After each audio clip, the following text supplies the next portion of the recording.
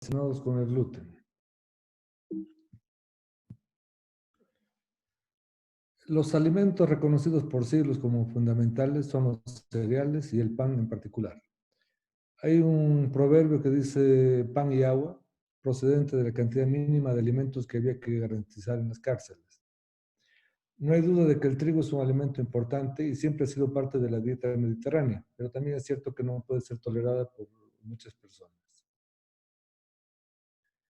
Los límites de la enfermedad celíaca y de otros trastornos relacionados con el gluten no son claros totalmente, lo que ocasiona una gran confusión y una falta de consenso en cuanto a los criterios de diagnóstico de la enfermedad celíaca y de las otras enfermedades relacionadas. Hay muchas personalidades del mundo que han empezado a hacer dietas sin gluten, actrices, gente de gobierno, todo. Entonces, uno se plantea si es una necesidad o moda, si es una dieta saludable, si es una dieta que se lo usa para bajar de peso. ¿Es una tendencia social o realmente es un tratamiento? Los tres trastornos más importantes relacionados al trigo o al gluten son la enfermedad celíaca, la sensibilidad al gluten no celíaca y la alergia que no es al gluten sino al trigo. Vamos a empezar por alérgica de manera rápida. Es una reacción de hipersensibilidad inmediata inducida por el gluten con reacciones alérgicas de diferente intensidad. Erupción cutánea, angioedema hasta el choque anafiláctico. Generada por una respuesta inmune mediada por la inmunoglobulina E. No cursa con atrofia de vellosidades intestinales y es menos común que la enfermedad celíaca. El diagnóstico se basa en la historia clínica, nivel de inmunoglobulina específica y pruebas dérmicas de alergia.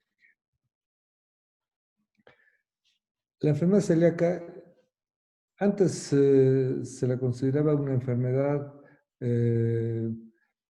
intestinal, gastrointestinal, de carácter autoinmune, desencadenada por la ingesta de gluten en sujetos genéticamente susceptibles. Actualmente se considera que es una enfermedad multisistémica. No solamente ataca el tubo digestivo como se pensaba al principio. Hay muchos mitos o conceptos erróneos que todavía están presentes a nivel médico. La enfermedad celíaca es poco frecuente. Tiene una incidencia predominantemente europea. Los pacientes son desnutridos con diarrea crónica. El único órgano blanco es el tracto gastrointestinal. Básicamente los síntomas son intestinales como la diarrea. Es una enfermedad que se inicia en la infancia. El requisito para diagnosticarla es el bajo peso y para el tratamiento es suficiente disminuir el gluten. Ya en 1887, este doctor Samuel G. atribuye algún problema de la dieta como causa de la enfermedad. En el año 138 después de Cristo, Areteo de Capadocia es un médico griego que trabajó en Roma. Él le dio el nombre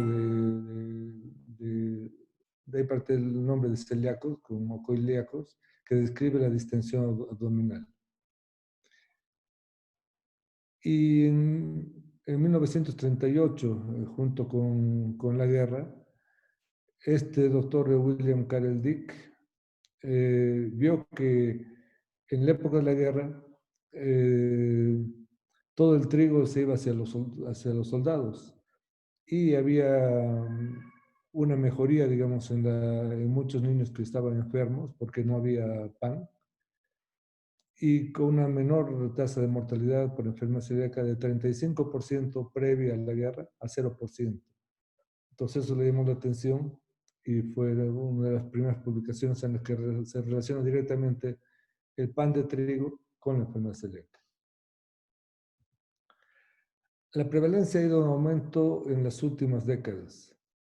Y si bien hay países con una prevalencia mayor, la prevalencia estimada está cercana a 1 de cada 100 personas, en la mayoría de las poblaciones estudiadas. Pero hay que recordar que por cada paciente diagnosticado existen 10 a 70 que no han sido diagnosticados. es una de las enfermedades de transmisión genética más frecuente. En la clínica Mayo se ha investigado mucho esta enfermedad, especialmente por el doctor Rubio Tapia, y se ha visto que en una población que en los años 1960 la incidencia era de 0,9 por 100.000 habitantes, esto ha ido aumentando hasta el 2010, que es de 17 por 100.000 habitantes. En Bolivia, según el censo del 2018, tenemos 11.216.000 habitantes. Si tomamos en cuenta el porcentaje, uno de los porcentajes menores a nivel mundial, de 1% de las personas afectadas, la población estimada de pacientes celíacos en Bolivia debería ser 112.160, de los cuales debe haber diagnosticado tal vez 2.000. La etiología, como hemos mencionado, es de origen autoinmune. Es la única enfermedad autoinmune que tiene una etiología conocida. Requiere una predisposición genética. Los anticuerpos leucocitarios humanos del HLA, el DQ2 y DQ8, y están en observación el DQ7 y el DQ6. Si bien ya hay trabajos publicados de Chile y de Argentina en el que mencionan el DQ7, y aparentemente el DQ7 se encuentra más en poblaciones latinas. Pero como les decía, esto está todavía en estudio. O sea, es autoinmune, se tiene que tener el requisito de la predisposición genética y estar en contacto con el gluten, que está presente en las prolaminas del trigo, la gliadina, en la cebada ordeína, la secailina del centeno. El gluten no actúa como tóxico directo, sino que las lesiones que produce son predecibles por una activación inmunológica con un efecto tóxico inflamatorio mediada por linfocitos T. Entonces entra el gluten con la predisposición genética y ahí se forman los anticuerpos, la antigliadina, antiglutaminasa, antinomicio, van a producir una liberación de citoquina que va a producir daño de la mucosa intestinal, con una linfocitosis intraepitelial, hiperplasia de criptas y la atrofia vellocitaria. La pérdida de tolerancia al gluten con compromiso inmune aparece a cualquier edad. No es como se pensaba que es desde que uno nace. Puede haber factores desencadenantes. Una infección, puede haber después de un embarazo, una cirugía, traumas físicos, viajes psicológicos después de una pérdida, exposiciones perinatales, eventos perinatales, alteraciones de la microbiota intestinal después de uso de antibióticos, alteraciones del ambiente gástrico.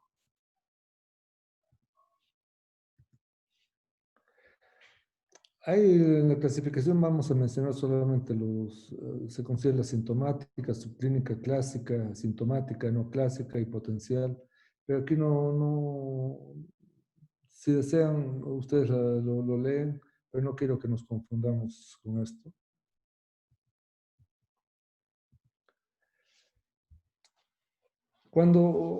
Hasta hace unos años, digamos, para pensar en enfermedad celíaca, solamente buscábamos esta enfermedad en pacientes desnutridos con diarrea crónica. Pero se ha visto que en niños puede haber deficiencia de macronutrientes asociada a retraso postestructural, pero en adultos puede haber malnutrición e incluso alteración lipídica con sobrepeso o con obesidad.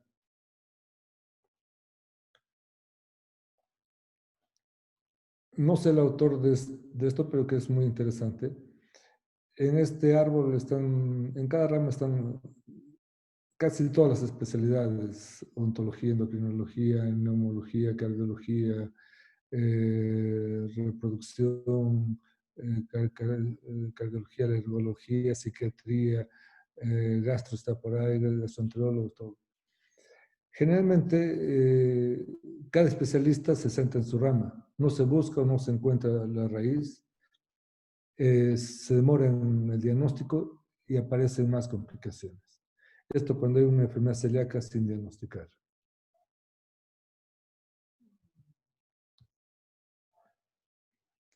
Entonces, ¿cuándo investigar la presencia de enfermedad celíaca? Cuando hay síntomas digestivos, síntomas extradigestivos, enfermedades autoinmunes, complicaciones relacionadas y factores de riesgo. El diagnóstico se obtiene por una valoración conjunta de síntomas, factores de riesgo, predisposición genética, autoanticuerpos específicos o marcadores serológicos, endoscopía y biopsia intestinal. Entonces, como decíamos, antes se pensaba solamente en esto, que es en realidad la parte visible del iceberg, pero por debajo están síntomas no relacionados a enteropatías, puede haber más bien pacientes estreñidos, con pacientes con sobrepeso, con obesidad. Entonces, las manifestaciones clínicas son muy variables, es una enfermedad simuladora. Vamos a hablar del adulto, no del niño. Digamos, antes los pacientes celíacos solamente eran diagnosticados por pediatras y gastroenterólogos. La idea de esta presentación es que todos ustedes, sea cual sea la especialidad que hagan, se fijen en esta enfermedad por todo lo que van a ver después. Las manifestaciones clínicas son muy variables, predominando formas subclínicas y asintomáticos, historia de haber acudido a diversos especialistas médicos según síntomas predominantes, frecuentemente extradigestivos, presenta una elevada asociación con diversas enfermedades autoinmunes. En relación al peso, que todos investigábamos solamente los que tenían un peso bajo, solamente el 5,4% de los pacientes tienen un peso inferior al normal. El 56% tienen pacientes con peso normal, 26 pacientes con sobrepeso, 26%, perdón, con sobrepeso, y el 12% con un índice de masa corporal mayor a 30. Entre los síntomas generales, uno de los más típicos son las cefaleas y las migrañas, malestar general, lasitud, fatiga, debilidad muscular, apatía, trastorno de conducta, mal humor, alteraciones del sueño, intolerancia a la lactosa. La intolerancia a la lactosa se presenta en el 50% de los pacientes celíacos. Puede haber síntomas digestivos inespecíficos, distensión abdominal, flatulencia fétida, dolor abdominal. Síntomas orales, defectos del esmalte dental, glositis atrófica, y algo muy frecuente son las aftas bucales recurrentes. Incluso en pacientes que tienen ya dieta con diagnóstico y dieta sin gluten, si por algún motivo se equivocan con la dieta, alguna cosa, a veces una de las primeras cosas que aparecen son la distensión abdominal, cefalea y aftas bucales. Puede haber trastornos de la motilidad digestiva, disminución de la presión del esfínter esofágico inferior, por eso que va a haber mayor incidencia de enfermedad por reflujo. Puede haber retardo en el vaciamiento gástrico, enlentecimiento del tránsito intestino delgado y aceleración o retardo del tránsito colónico. Síntomas esofágicos en la enfermedad por reflujo refractaria, 19% de pacientes celíacos. Hay mayor incidencia de esofagitis eosinofílica. En páncreas puede haber pancreatitis recurrente o insuficiencia pancreática exócrina. En hígado puede haber una hipertransaminasemia prolongada. Puede estar relacionado a una hepatitis autoinmune, cirrosis biliar primaria, conojitis esclerosante primaria, hepatitis aguda fulminante y estetosis hepática. En síntomas de colon, constipación en 50% de los adultos, síndrome de intestino irritable. En pacientes con síndrome de intestino irritable se ha visto que el 38% tiene una asociación con trastornos relacionados al gluten. Y en gran número de pacientes con síndrome de intestino irritable, los síntomas se alivian con una dieta libre de gluten. Entre los síntomas extradigestivos hay síntomas neurológicos, psiquiátricos, endocrinológicos, hematológicos, cardiovasculares, enfermedades respiratorias, enfermedades reumáticas inmunológicas de colágeno, dermatológicos, manifestaciones óseas, ginecológicos y trastornos de la fertilidad. Aquí hay mayor incidencia incluso de suicidio con trastornos psiquiátricos, en endocrinológicos, problemas de tiroides, Sjögren,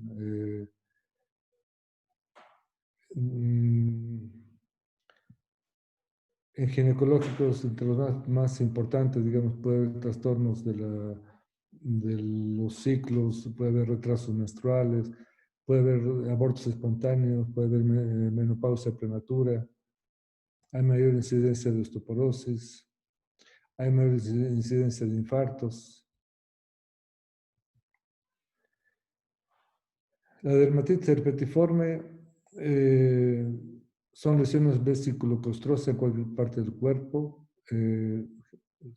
Aquí estamos mostrando un abdomen, pero por lo general se presenta en piernas o brazos. En relación a enfermedades neurológicas, cuando la causa de una enfermedad neurológica es conocida, la posibilidad de marcadores celíacos positivos fue del 5%. Si hay una enfermedad neurológica en la que no se encuentra la causa, todos los estudios, el electroencefalograma, la tomografía, la resonancia, todos son normales, la posibilidad de marcadores celíacos positivos fue del 57%. Cuando la causa de una enfermedad neurológica es desconocida, la prevalencia de enfermedad celíaca es 16 veces más alta que la población sana.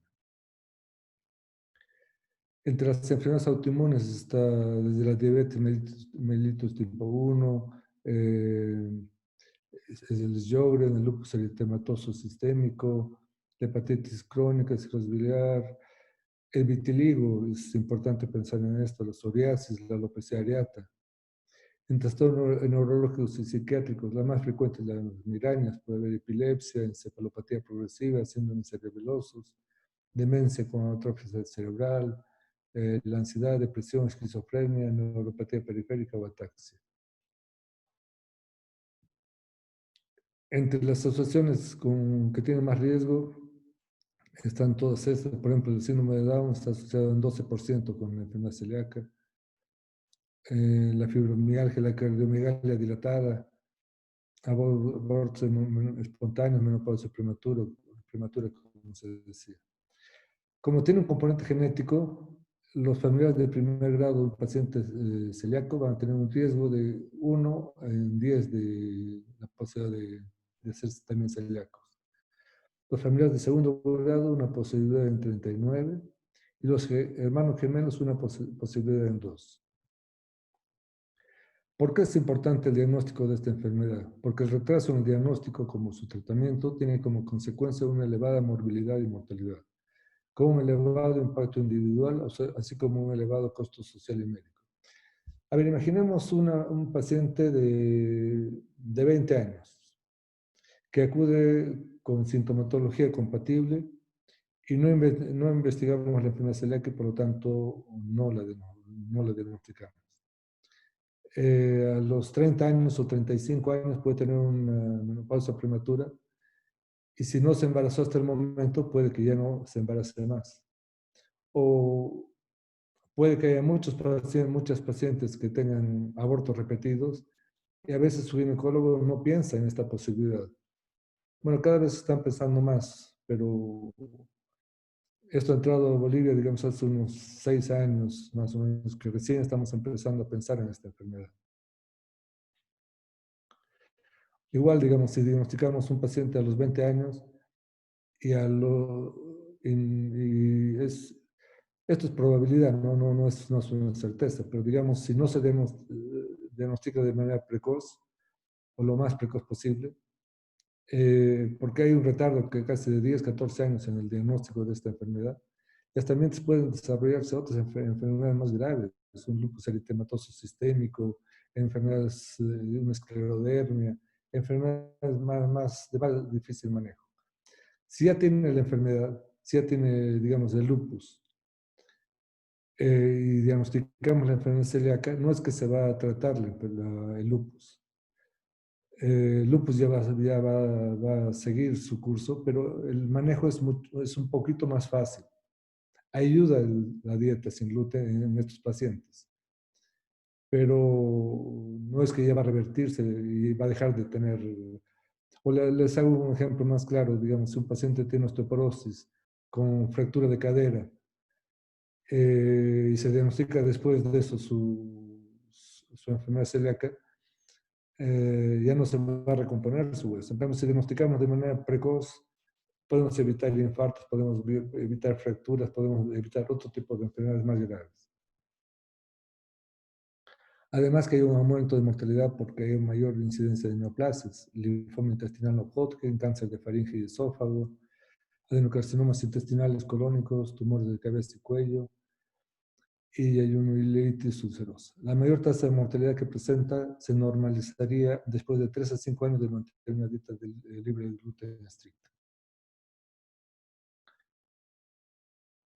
Frente a esta gran variedad de formas de presentación y rasgos clínicos que presenta esta patología, ante todo paciente con sintomatología digestiva recurrente, en especial si se acompaña de patología extradigestiva, lo más importante es pensar en la existencia de esta patología y su posible diagnóstico.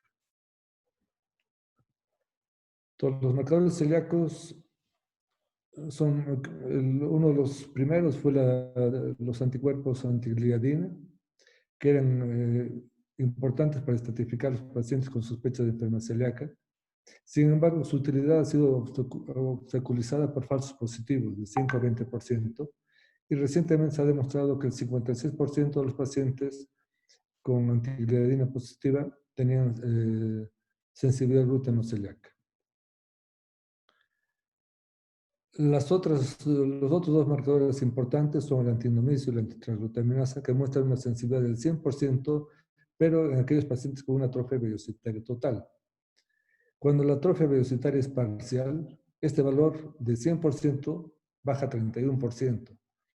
O sea, si le hacemos este examen a un paciente que no tiene 100% de atrofia vellocitaria total, que son los menos, esta posibilidad diagnóstica baja. O sea, el encontrar un marcador de estos negativo no significa que no pueda tener la enfermedad. Es otra cosa que es bien importante que la comprenda. La serología celíaca es frecuentemente negativa en las formas menores de enfermedad celíaca. Es negativa en 30% de pacientes con atrofia parcial de vellosidades y negativa en 80% de aquellos con lesiones de Mars tipo 1. El antiendomisio fue positivo en el 77% con atrofia vellocitaria total y 33% con atrofia vellocitaria parcial.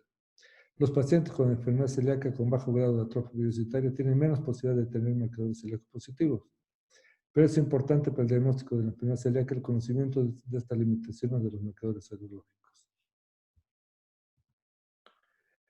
En la endoscopía, que es importante para el diagnóstico, puede haber desde pacientes con un aspecto normal, puede haber disminución de los pliegues, o en vez de, generalmente en esta toma encontramos alrededor de 6 o 7 pliegues, un aspecto mosaico, festoneamiento, aquí ven festoneamiento de los pliegues, una irregularidad de los pliegues, puede haber erosiones, nodularidad en el bulbo o atrofia de vellosidades. Aquí hay un aspecto nodular del bulbo duodenal. Aquí es por la atrofia, aquí vemos vasos submucosos.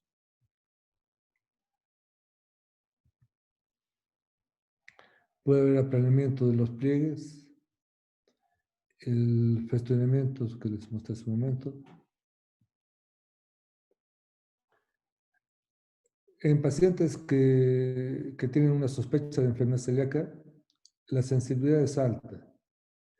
En pacientes con dispepsia, en los que se toman biopsias duodenales, la sensibilidad es del 50% y la especificidad del 99%. Sin síntomas de celiaquía es 87 y 100%. Y anemia ferropénica, 59% y especificidad del 92%. La especificidad es alta, casi para todas las patologías. Entonces, esta elevada especificidad de estos signos endoscópicos justifican la toma de biopsias. Muchas veces nos llega un paciente para el diagnóstico de una anemia ferropénica. Y muchos médicos nos contentamos o se contentan, digamos, de no encontrar una gastritis erosiva, de no encontrar un tumor, de no encontrar una úlcera péptica que haya podido sangrar. Pero a veces dejamos de pensar en esta enfermedad. O sea, en toda endoscopía deberíamos tomar biopsias duodenales.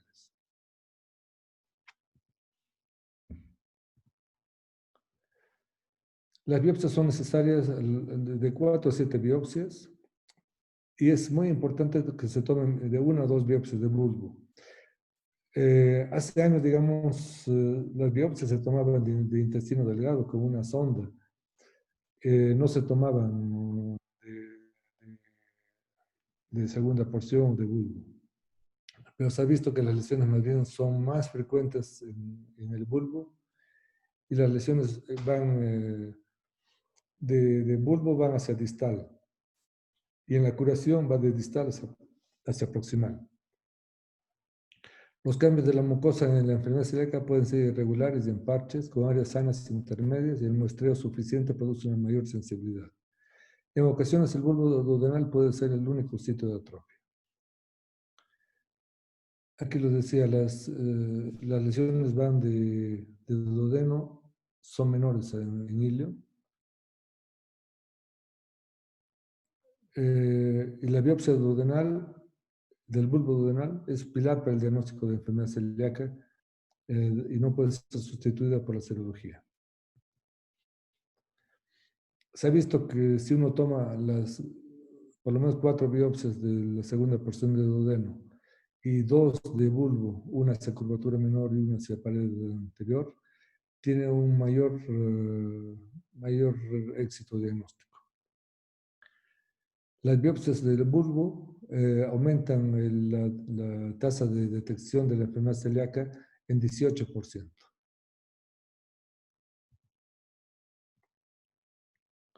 Y son considerados como criterios diagnósticos la atrofia de vellosidades intestinales, la hiperplasia de criptas que se producen en la exposición al gluten de la dieta, la linfocitosis intraepitelial y expansión del infiltrado inflamatorio más allá de la lámina. Hay que recordar que es un proceso de origen inmunológico, entonces los linfocitos intraepiteliales son los responsables de la lesión intestinal y por ese motivo van a estar elevados. Va a haber un aumento de los linfocitos intraepiteliales. Este es el primer cambio, indicador más sensible de los efectos del gluten sobre la mucosa del intestino delgado y son linfocitos de tipo T, principalmente citotóxicos. La clasificación clásica es la de Marsh, modificada por Oberhauer. El Marsh 0 es sin alteraciones. El Marsh 1 tiene linfocitosis intraepitelial. El Marsh 2 hay una hiperplasia de criptas con aumento de linfocitos y estructura vellocitaria preservada. El Marsh 3 es una lesión destructiva que puede ser parcial, subtotal o total. Digamos, para muchos la atrofia, o sea, las lesiones destructivas se traducen en la atrofia vellocitaria, es el gold estándar. Incluso ha habido una época en que solamente si no se encontraba atrofia vellocitaria, no se daba el diagnóstico de enfermedad celíaca. Eso también ha cambiado. Toda la alteración inicial y principal de la mucosa duodenal o de la lámina propia es la infiltración por linfocitos intraepiteliales, como así una atrofia de las vellosidades, la duodenitis linfocítica. Antes también se consideraba como normal un recuento de linfocitos intraepiteliales mayor de 40. Actualmente se considera 25 linfocitos intraepiteliales por 100 enterocitos. Y la inmunohistoquímica específica para los antilinfocitos CD3 tiene una mayor sensibilidad. Digamos, aquí tenemos un grupo de pacientes con atrofia y pacientes sin atrofia. Y en ambos las manifestaciones clínicas gastrointestinales son similares, 70% en ambos grupos, y extraintestinales bastante similares, 66 contra 57%. Aquí los autores concluyen con que los pacientes con formas citológicas leves de enfermedad celíaca clínicamente no son una enfermedad leve y se beneficiarían de una dieta sin gluten tanto como los que presentan atrofia. La enteritis linfocítica, sin embargo, no se presenta solamente en la enfermedad celíaca, sino también se puede presentar en la sensibilidad gluteno celíaca, en la gastroenteritis por Helicobacter pylori, en infecciones víricas y giardiasis, en la hipersensibilidad alimentaria, sobre el crecimiento bacteriano, con los antiinflamatorios no esteroideos, de la deficiencia de inmunoglobulina A y la enfermedad inflamatoria intestinal, la enfermedad de Crohn. Y la atrofia vellocitaria que es lo característico, digamos, de la enfermedad celíaca, de manera muy poco frecuente se puede presentar en otras, la enteropatía autoinmune, productos tropicales, por el colágeno, lesiones por radiación y quimioterapia, enfermedad de injerto versus huésped, enteropatía inducida por linfoma de células T y el olmesartán, que es un antihipertensivo. Entonces, recordar que los haplotipos HLA, DQ2 o DQ8 en realidad no sirven para dar el diagnóstico, pero si tenemos un paciente con DQ2, DQ8 negativo y se está empezando, como les decía, el DQ7 más, si son negativos estos DQ2, DQ8, DQ2, DQ8, DQ7 negativos, este paciente no puede ser celíaco, ¿no? Entonces, un criterio de diagnóstico negativo. Si son positivos, puede ser celíaco, puede ser no celíaco, o sea, no es diagnóstico. Pero si no tiene el DQ2, DQ8, no puede ser celíaco. Ahora vamos a hablar rápidamente de la sensibilidad gluteno celíaca, que es una enfermedad que se ha originado de manera diferente a casi todas las enfermedades. Generalmente son los médicos los que han creado una enfermedad.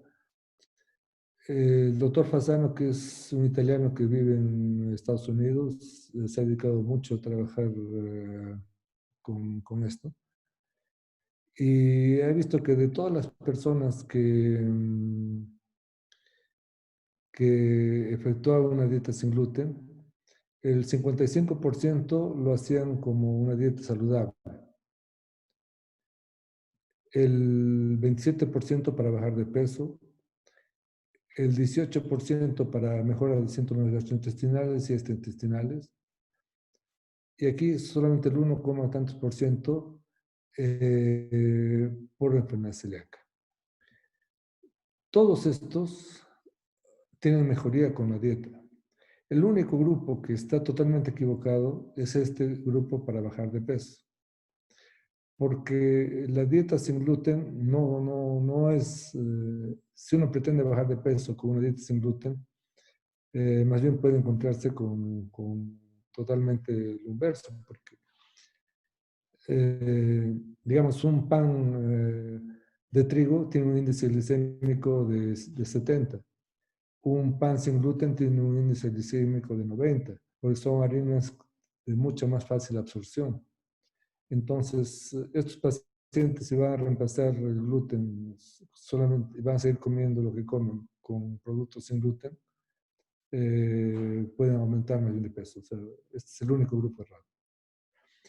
Pero de todas maneras, con este grupo grande, en el que ha habido mejoría de síntomas, especialmente estos dos, 18%, que ha habido mejoría de los síntomas, se ha visto que había algo que pasaba con ese grupo de pacientes y se ha empezado a pensar en esta enfermedad y se ha creado esta nueva enfermedad.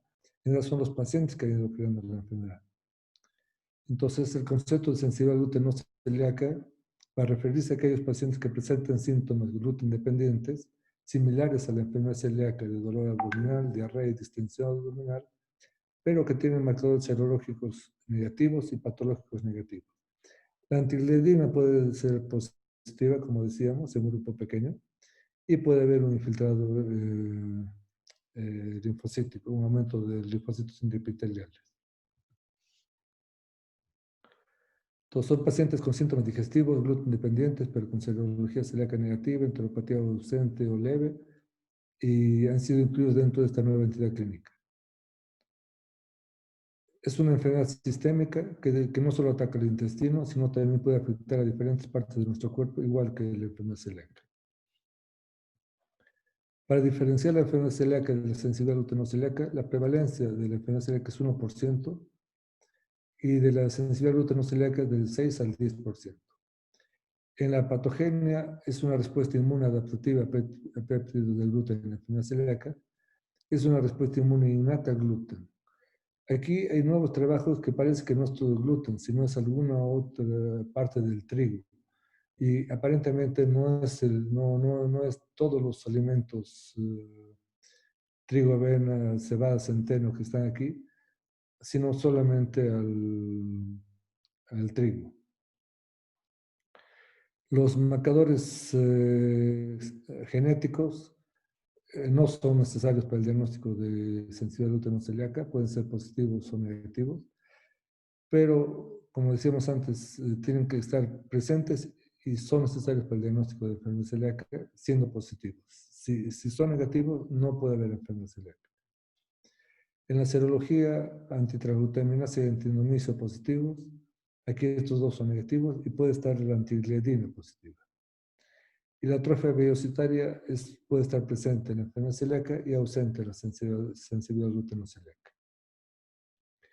Entonces, es un trastorno nuevo, emergente, caracterizado por síntomas intestinales y extraintestinales relacionados con la ingestión de alimentos que contienen gluten en pacientes no celíacos.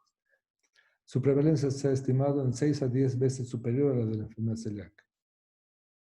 Recientemente se ha postulado a los FODMAPs, que son oligodimonosacáridos fermentables y polioides, como el componente responsable del sensibilidad gluteno celíaca en el trigo, en vez de involucrar a todo el gluten. Estos pacientes con sensibilidad al gluten deben distinguirse de pacientes con enfermedad celíaca porque no parece ser una enfermedad autoinmunitaria.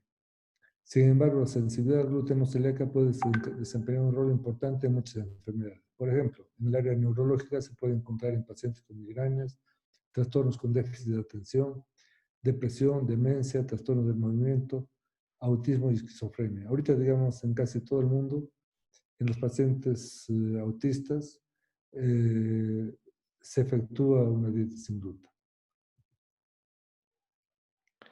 Al momento actual no existen métodos diagnósticos bien definidos para esta entidad y muchos de los pacientes diagnosticados como sensibilidad gluten celíaca podrían formar parte del espectro global y del iceberg de la enfermedad celíaca. El tratamiento es básicamente una dieta libre de gluten. Como decíamos, está el trigo, cebada y centeno, pero también se incluye la avena, por lo menos los primeros 6 meses de tratamiento. Primero porque la avena generalmente su producción está junto al trigo, entonces siempre se va a encontrar en nuestro medio por lo menos avena contaminada. Y en otros países ya han empezado a producir avena certificada libre de gluten, pero se sugiere que ya está en nuestro medio, hay gente que le importa, empresas que le importan, pero se considera que la avena también, la avenina también puede hacer daño. Entonces, los primeros 6 meses se sugiere hacer la dieta sin los 4 productos y después del sexto mes reiniciar la avena, pero certificada libre de gluten, para ver si reaparece o no reaparecen los síntomas. Recordar que muchas de todas estas patologías que hemos mencionado, de los otros problemas autoinmunes, infartos, osteoporosis, todo eso, son por dos mecanismos. Uno, autoinmune, en la enfermedad celíaca, y otro por déficit de nutrientes. Entonces hay que pensar en la corrección de deficiencias minerales y vitaminas, la de vitamina B12, B6, el ácido fólico, vitamina K, vitamina D3, suplementos de calcio, selenio, cobre, magnesio, zinc. Digamos, en esta época, no sé si han visto webinars, todo esto sobre el COVID, pero han visto que la vitamina D3 y el zinc juegan un papel muy importante en la prevención porque mejoran la parte inmunológica. Pero la vitamina D3, se ha visto que cuanto menor era la vitamina D3, era más grave la enfermedad. Entonces, en esta época, para todos es conveniente tener valores buenos de vitamina D3, de magnesio y de zinc.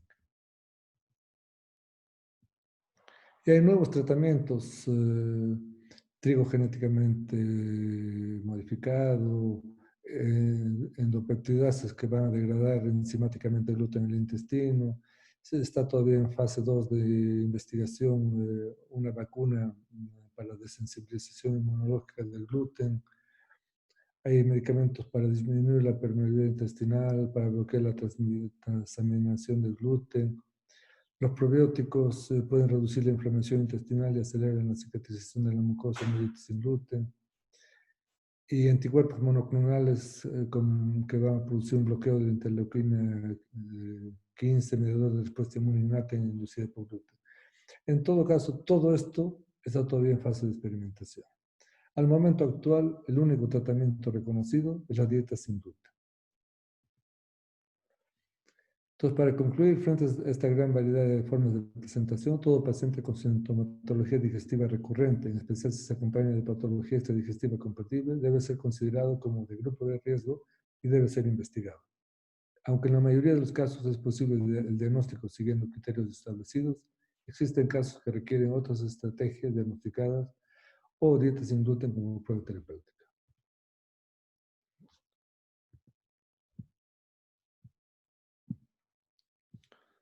No sé si tienen preguntas.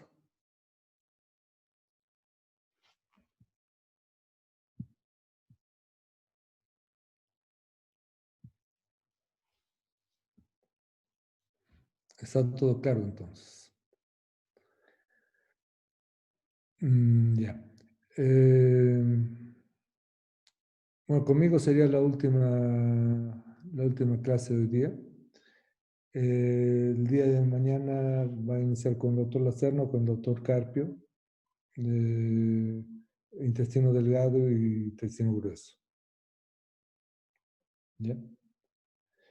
Entonces, conmigo esto sería todo por el momento.